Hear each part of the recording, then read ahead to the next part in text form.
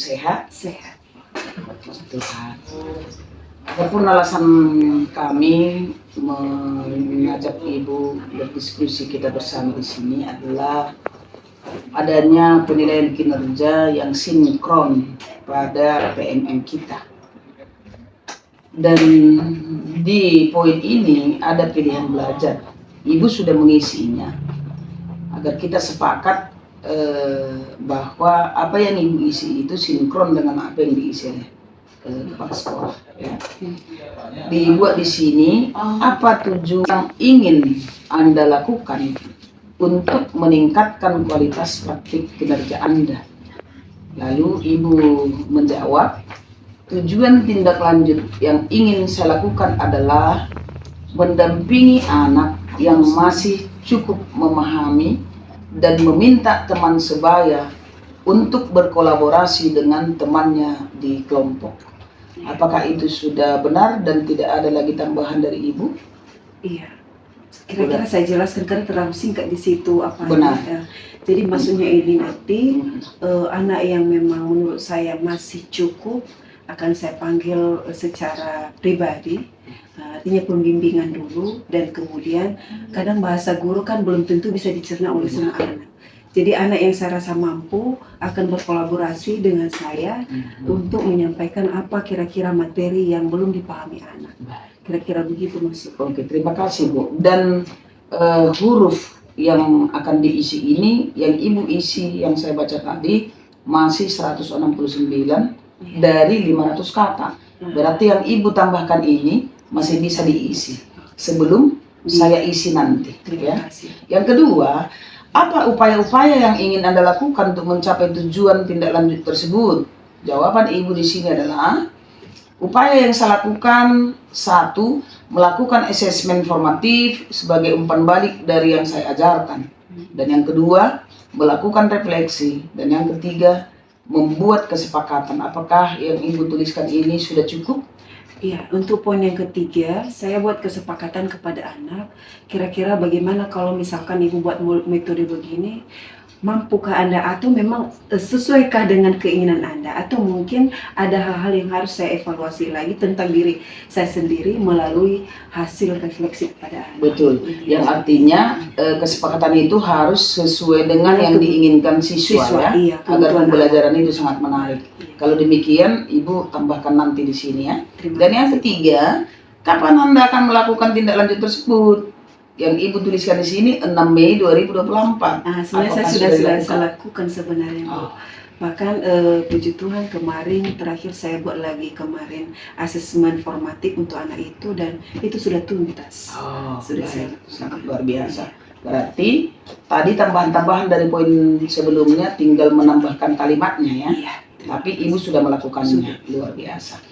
Kemudian yang terakhir, apa dukungan yang Anda butuhkan untuk melakukan tindak lanjut? Yang Ibu jawab di sini, sumber daya untuk melakukan kegiatan belajar praktik.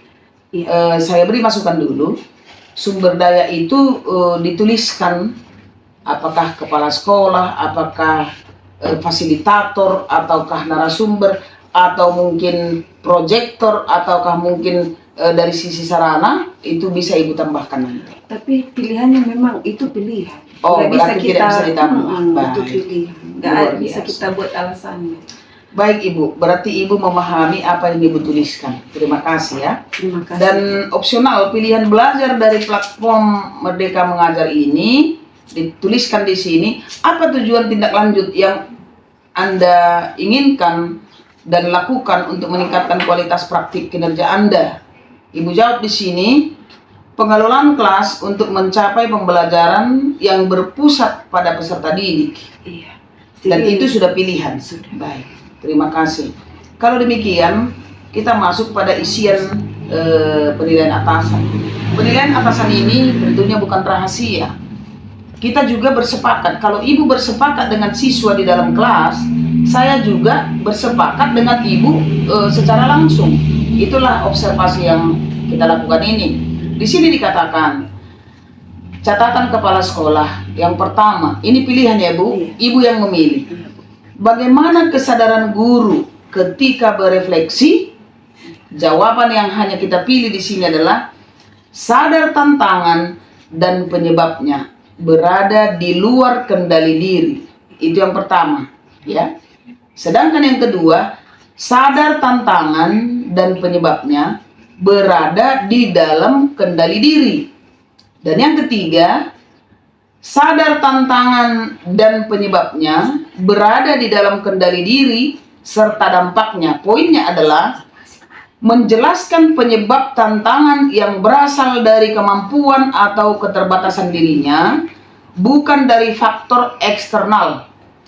Yang kedua, menjelaskan dampak kualitas pembelajaran yang dirasakan murid, disertai data, bukti lapangan, riset, atau rapor pendidikan. Sempat saya jawab di sini, karena penilaian saya secara pribadi terhadap pekerjaan ibu, catatan yang saya buat di sini adalah, saya pilih yang ketiga. Alasan memilih adalah terlihat dan terbukti dari rapor pendidikan, yaitu literasi numerasi meningkat dari 2023 ke 2024. Apakah itu sudah pas? Baik. Kita tadi sudah mewawancarai ibu, dibuat di sini pernyataan yang harus kita klik dan memastikan bahwa inilah dampak yang sudah kita lakukan. Dikatakan di sini setelah dikumpulkan nilai tidak dapat diubah dan akan masuk ke dalam perhitungan nilai secara keseluruhan. Dan nilai yang saya berikan, sadar tantangan dan penyebabnya berada di dalam kendali diri serta dampaknya. Apakah ibu setuju? Setuju. Oke, terima kasih. Dan Ninong kumpulkan. Berarti terima kasih ibu. Ibu tinggal mengedit kekurangan tadi. Berarti apa yang saya tuliskan itu nanti akan saya kumpulkan. Demikian pertemuan kita ibu. Kalau ada pertanyaan ibu, ada lagi? Cantik sekali. Terima kasih. Aku bangkit dari dalam hati, langkahku pasti takkan gentar lagi. Terus berjuang, takkan pernah menyerah. Aku pemenangan, jiwa pembelajar.